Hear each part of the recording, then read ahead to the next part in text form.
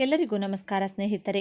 ನಿಮ್ಮ ಆಧಾರ್ ಕಾರ್ಡ್ನಲ್ಲಿನ ಮಾಹಿತಿಯನ್ನು ನವೀಕರಿಸಬೇಕಾದ UIDAI unique identification authority of India ಪ್ರಕಾರ ನೀವು ಕೆಲವು ಕಡ್ಡಾಯ ದಾಖಲೆಗಳನ್ನು ಸಲ್ಲಿಸಬೇಕಾಗುತ್ತದೆ.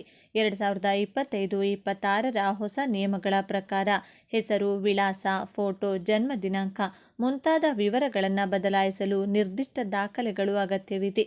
ಈ ವಿಡಿಯೋದಲ್ಲಿ ಆಧಾರ್ ನವೀಕರಣಕ್ಕೆ ಅಗತ್ಯವಾದ 4 ಪ್ರಮುಖ ದಾಖಲೆಗಳು, ಪ್ರಕ್ರಿಯೆ ಮತ್ತು ಹೊಸ ನಿಯಮಗಳ ಬಗ್ಗೆ ವಿವರವಾಗಿ ನೋಡೋಣ ಬನ್ನಿ. ಆಧಾರ್ ನವೀಕರಣಕ್ಕೆ ಕಾರಣಗಳು: ಹಳೆಯ ವಿಳಾಸವನ್ನು ಬದಲಾಯಿಸುವುದು, ಹೆಸರಿನಲ್ಲಿ ಸರಿಪಡಿಕೆ, ಫೋಟೋವನ್ನು ಅಪ್ಡೇಟ್ ಮಾಡುವುದು ಮತ್ತು ಜನ್ಮ ದಿನಾಂಕ ಅಥವಾ ಲಿಂಗದ ತಪ್ಪು ಸರಿಪಡಿಸುವುದು, ಬಹು ಆಧಾರ್ ಸಂಖ್ಯೆಗಳನ್ನು ರದ್ದುಗೊಳಿಸುವುದು. ಆಧಾರ್ ನವೀಕರಣಕ್ಕೆ ಅಗತ್ಯವಾದ 4 ದಾಖಲೆಗಳು. ಗುರುತಿನ ಪುರಾವೆ: ನಿಮ್ಮ ಗುರುತನ್ನು ಸಾಬೀತುಪಡಿಸಲು ಈ ಕೆಳಗಿನ ಯಾವುದಾದರೂ ಒಂದು ದಾಖಲೆಯನ್ನು ಸಲ್ಲಿಸಬೇಕು.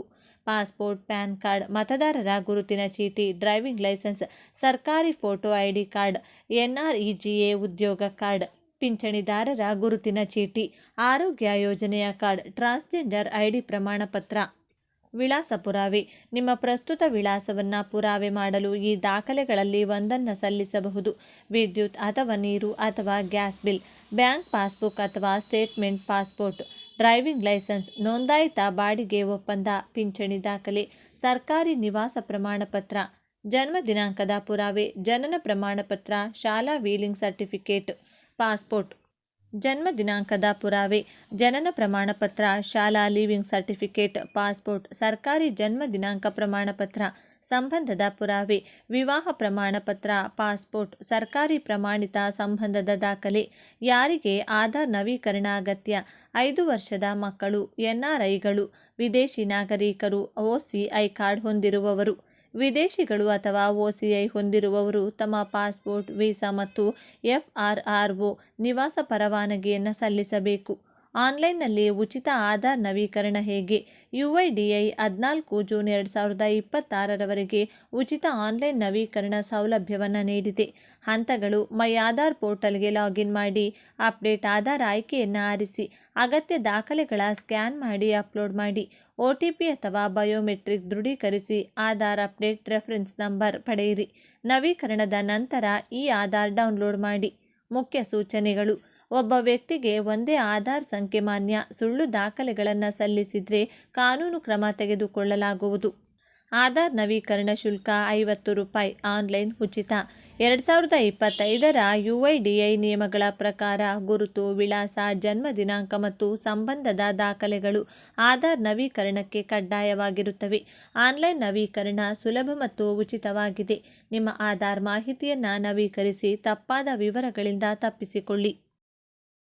ಕೇಂದ್ರ ಸರ್ಕಾರ ದೇಶದ ಜನತೆಗೆ ಬಂಪರ್ ಗುಡ್ ನ್ಯೂಸ್ ನೀಡಿದೆ.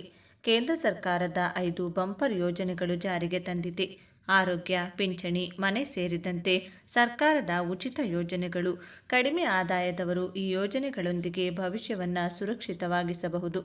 ಆನ್ಲೈನ್ ಅಥವಾ CSC ಮೂಲಕ ಅರ್ಜಿ ಸಲ್ಲಿಸಿ ಯೋಜನೆಗಳ ಲಾಭ ಪಡೆಯಿರಿ. ಕಡಿಮೆ ಆದಾಯದವರು ಆರೋಗ್ಯ ಸೇವೆ, ವಸತಿ ಹಾಗೂ ವೃದ್ಧಾಪ್ಯದಲ್ಲಿ ಪಿಂಚಣಿ ಪಡೆಯುವುದು ಸಾಧ್ಯವೇ ಎಂಬ ಪ್ರಶ್ನೆಗೆ ಉತ್ತರವೇ ಕೇಂದ್ರ ಸರ್ಕಾರದ ಈ ಶ್ರೇಷ್ಠ ಯೋಜನೆಗಳು. ಎಲ್ಲ ಪೌರರು ಈ ಸೌಲಭ್ಯಗಳನ್ನು ಬಳಸಿಕೊಳ್ಳಬೇಕು ಎಂಬುದೇ ಸರ್ಕಾರದ ಉದ್ದೇಶ. ಇದರ ಬಗ್ಗೆ ಸಂಪೂರ್ಣ ಮಾಹಿತಿ ನೋಡೋಣ ಬನ್ನಿ. ಅದಕ್ಕೂ ಮುಂಚೆ ನೀವಿನ್ನು ಚಾನಲ್ಗೆ ಸಬ್ಸ್ಕ್ರೈಬ್ ಆಗಿಲ್ಲ ಅಂದರೆ ಈಗಲೇ ಸಬ್ಸ್ಕ್ರೈಬ್ ಆಗಿ, ಹಾಗೆ ವಿಡಿಯೋಗೆ ಲೈಕ್ ಮಾಡಿ, ವಿಡಿಯೋ ಸ್ಕಿಪ್ ಮಾಡದೆ ಕೊನೆ ತನಕ ನೋಡಿ. ಹಾಗೆ ನಿಮ್ಮ ಜಿಲ್ಲೆ ಯಾವುದು ಅಂತ ಕಮೆಂಟ್ ಮಾಡಿ. ಕೇಂದ್ರ ಸರ್ಕಾರದ ಮೊದಲ ಯೋಜನೆ ಆಯುಷ್ಮಾನ್ ಭಾರತ್ ಎಂಬ ಯೋಜನೆಯು ವರ್ಷಕ್ಕೆ ₹5,00,000ವರೆಗೆ ಆರೋಗ್ಯ ವಿಮೆ ನೀಡುತ್ತದೆ. ಇದು ಗಂಭೀರ ಕಾಯಿಲೆಗಳಿಗೂ ಚಿಕಿತ್ಸೆ ನೀಡುತ್ತದೆ. ಗಂಡು, ಮಹಿಳೆ, ಮಕ್ಕಳಿಗೂ ಪ್ರಯೋಜನವಾಗುವ ಈ ಯೋಜನೆಗೆ ಆಧಾರ್ ಮತ್ತು ರೇಷನ್ ಕಾರ್ಡ್ ಬೇಕಾಗುತ್ತದೆ. ಸಮೀಪದ ಸಾಮಾನ್ಯ ಸೇವಾ ಕೇಂದ್ರ ಅಥವಾ PMJAY.gov.in ವೆಬ್ಸೈಟ್ನಲ್ಲಿ ಅರ್ಜಿ ಸಲ್ಲಿಸಬಹುದು. ಕೇಂದ್ರ ಸರ್ಕಾರದ 2ನೇ ಯೋಜನೆ ಪ್ರಧಾನಮಂತ್ರಿ ಶ್ರಮಯೋಗಿ ಮಾನ್ಧನ್ ಯೋಜನೆ. ಪ್ರತಿದಿನ ಕೂಲಿ ಕೆಲಸ ಮಾಡುವವರು, ಬೀದಿ ವ್ಯಾಪಾರಿಗಳು, ಆಟೋ ಚಾಲಕರು ಮೊದಲಾದವರಿಗೆ ತಿಂಗಳಿಗೆ ₹3,000 ಪಿಂಚಣಿ ಸಿಗುತ್ತದೆ. 18ರಿಂದ 40 ವರ್ಷದೊಳಗಿನವರು ಮಾತ್ರ ಈ ಯೋಜನೆಗೆ ಅರ್ಹರಾಗಿರುತ್ತಾರೆ.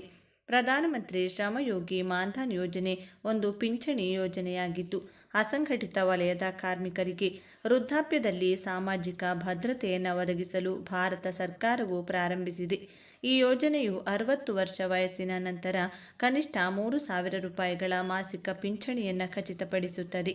ತಿಂಗಳಿಗೆ 15,000 ರೂಪಾಯಿಗಳಿಗಿಂತ ಕಡಿಮೆ ಆದಾಯ ಹೊಂದಿರುವ ಅಸಂಘಟಿತ ಕಾರ್ಮಿಕರಿಗೆ ಇದು ಅನ್ವಯಿಸುತ್ತದೆ. ಯೋಜನೆಯ ಮುಖ್ಯಾಂಶಗಳು: ಅರ್ಹತೆ: ತಿಂಗಳಿಗೆ 15,000 ರೂಪಾಯಿಗಳಿಗಿಂತ ಕಡಿಮೆ ಆದಾಯ ಹೊಂದಿರುವ 18 ರಿಂದ 40 ವರ್ಷ ವಯಸ್ಸಿನ ಅಸಂಘಟಿತ ವಲಯದ ಕಾರ್ಮಿಕರು ಈ ಯೋಜನೆಗೆ ಅರ್ಹರಾಗಿರುತ್ತಾರೆ. ಪಿಂಚಣಿ: 60 ವರ್ಷ ವಯಸ್ಸನ್ನು ತಲುಪಿದ ನಂತರ ಫಲಾನುಭವಿಗಳು ತಿಂಗಳಿಗೆ 3,000 ರೂಪಾಯಿಗಳ ಕನಿಷ್ಠ ಖಚಿತ ಪಿಂಚಣಿಯನ್ನು ಪಡೆಯುತ್ತಾರೆ. ಕೊಡುಗೆ: ಫಲಾನುಭವಿಗಳು ತಮ್ಮ ವಯಸ್ಸಿಗೆ ಅನುಗುಣವಾಗಿ ಮಾಸಿಕ ಕಂತುಗಳನ್ನು ಪಾವತಿಸಬೇಕಾಗುತ್ತದೆ. ಸರ್ಕಾರವೂ ಸಹ ಇದೇ ಮೊತ್ತವನ್ನು ಹೊಂದಿಸುತ್ತದೆ.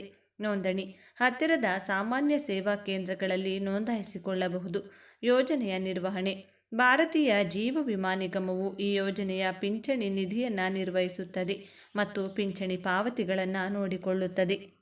ಯೋಜನೆಯ ಉದ್ದೇಶ: ಅಸಂಘಟಿತ ವಲಯದ ಕಾರ್ಮಿಕರಿಗೆ ವೃದ್ಧಾಪ್ಯದಲ್ಲಿ ಆರ್ಥಿಕ ಭದ್ರತೆಯನ್ನು ಒದಗಿಸುವುದು ಈ ಯೋಜನೆಯ ಮುಖ್ಯ ಉದ್ದೇಶವಾಗಿದೆ. ಬೀದಿ ಬದಿ ವ್ಯಾಪಾರಿಗಳು, ಗೃಹ ಆಧಾರಿತ ಕಾರ್ಮಿಕರು, ಕೃಷಿ ಕಾರ್ಮಿಕರು ಮುಂತಾದ ಅಸಂಘಟಿತ ವಲಯದ ಕಾರ್ಮಿಕರು ಈ ಯೋಜನೆಯಿಂದ ಪ್ರಯೋಜನ ಪಡೆಯಬಹುದು. ಕೇಂದ್ರ ಸರ್ಕಾರದ 3ನೇ ಯೋಜನೆ ಇಂದಿರಾ ಗಾಂಧಿ ರಾಷ್ಟ್ರೀಯ ವೃದ್ಧಾಪ್ಯ ಪಿಂಚಣಿ ಯೋಜನೆ ಮೂಲಕ 60 ವರ್ಷ ದಾಟಿದ ಬಡವರು ಸರ್ಕಾರದ ಸಹಾಯದಿಂದ ತಿಂಗಳಿಗೆ ಕನಿಷ್ಠ 200 ರಿಂದ 500 ರೂಪಾಯಿ ಪಿಂಚಣಿ ಪಡೆಯುತ್ತಾರೆ. ರಾಜ್ಯ ಸರ್ಕಾರ ಈ ಮೊತ್ತವನ್ನು ಹೆಚ್ಚಿಸಬಹುದು.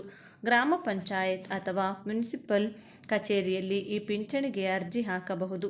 ಈ ಯೋಜನೆ ಸಂಪೂರ್ಣ ಉಚಿತವಾಗಿದೆ. ಕೇಂದ್ರ ಸರ್ಕಾರದ 4ನೇ ಯೋಜನೆ ಪ್ರಧಾನಮಂತ್ರಿ ಆವಾಸ್ ಯೋಜನೆ ಮೂಲಕ ನಿಮ್ಮ ಸ್ವಂತ ಮನೆ ಕನಸು ನನಸಾಗಿಸಿಕೊಳ್ಳಬಹುದು. ನಗರ ಪ್ರದೇಶದಲ್ಲಿ ಮನೆ ಕಟ್ಟಲು 2.67 ಲಕ್ಷ ರೂಪಾಯಿವರೆಗೆ ಸಾಲ ಬಡ್ಡಿ ರಿಯಾಯಿತಿ ಸಿಗುತ್ತದೆ. ಗ್ರಾಮೀಣ ಪ್ರದೇಶದಲ್ಲಿ ನೇರವಾಗಿ 1.2 ರಿಂದ 1.3 ಲಕ್ಷದವರೆಗೆ ಹಣವನ್ನು ಸರ್ಕಾರ ನೀಡುತ್ತದೆ. PM ಆವಾಸ್ ಯೋಜನೆ: ನಿಮ್ಮ ವಾರ್ಷಿಕ ಆದಾಯವನ್ನು ಆಧರಿಸಿ EWS, LIG ಅಥವಾ MIG ವರ್ಗವಾಗಿ ಅಪ್ಲೈ ಮಾಡಬಹುದು. pmAYMIS.gov.in ನಲ್ಲಿ ಅಥವಾ ಸ್ಥಳೀಯ ಕಚೇರಿಯಲ್ಲಿ ಅರ್ಜಿ ಸಲ್ಲಿಸಬಹುದು. ಕೇಂದ್ರ ಸರ್ಕಾರದ 5ನೇ ಯೋಜನೆ ಅಟಲ್ ಪಿಂಚಣಿ ಯೋಜನೆ ಮೂಲಕ 60 ವರ್ಷ ನಂತರ ನೀವು ಆಯ್ದ ಪ್ಲಾನ್ಗೆ ಅನುಗುಣವಾಗಿ 1,000 ದಿಂದ 5,000ದವರೆಗೆ ಗ್ಯಾರಂಟಿ ಪಿಂಚಣಿ ಸಿಗುತ್ತದೆ. 18 ರಿಂದ 40 ವರ್ಷ ವಯಸ್ಸಿನವರು, ಬ್ಯಾಂಕ್ ಖಾತೆ ಇರುವವರು ಸೇರಬಹುದು. ಆದರೆ ಇನ್ಕಮ್ ಟ್ಯಾಕ್ಸ್ ಕಟ್ಟದವರೇ ಇದರಲ್ಲಿ ಸೇರಬಹುದಾಗಿದೆ. ಇದರ ಮಾಸಿಕ ಹೂಡಿಕೆ ಕಡಿಮೆಯಾಗಿರುತ್ತದೆ. ಬ್ಯಾಂಕ್ನಲ್ಲಿ ನೇರವಾಗಿ ಈ ಯೋಜನೆಗೆ ಸೇರಬಹುದಾಗಿದೆ. ಈ ಎಲ್ಲ ಯೋಜನೆಗಳು ಜನಸಾಮಾನ್ಯರ ಬದುಕಿನಲ್ಲಿ ಭದ್ರತೆಯ ಜೊತೆಗೆ ಭರವಸೆ ನೀಡುತ್ತಿದೆ. ಕೇವಲ ನಿಮ್ಮ ದಾಖಲೆಗಳನ್ನು ತಯಾರಾಗಿ ಇಟ್ಟುಕೊಂಡ್ರೆ ಸಾಕು. ಸರಳ ಪ್ರಕ್ರಿಯೆಯಿಂದ ಯೋಜನೆಗಳಲ್ಲಿ ಸೇರಬಹುದು. ಸ್ನೇಹಿತರೆ, ಈ ಮಾಹಿತಿ ನಿಮಗೆ ಇಷ್ಟವಾದರೆ ಈ ವಿಡಿಯೋಗೆ ಈಗಲೇ ಲೈಕ್ ಮಾಡಿ, ನಿಮ್ಮ ಫ್ರೆಂಡ್ಸ್ ಮತ್ತು ಫ್ಯಾಮಿಲಿಗೆ ಶೇರ್ ಮಾಡಿ. ಹಾಗೆ ನಿಮ್ಮ ಜಿಲ್ಲೆ ಯಾವುದು ಅಂತ ಕಮೆಂಟ್ ಮಾಡಿ. ಧನ್ಯವಾದಗಳು.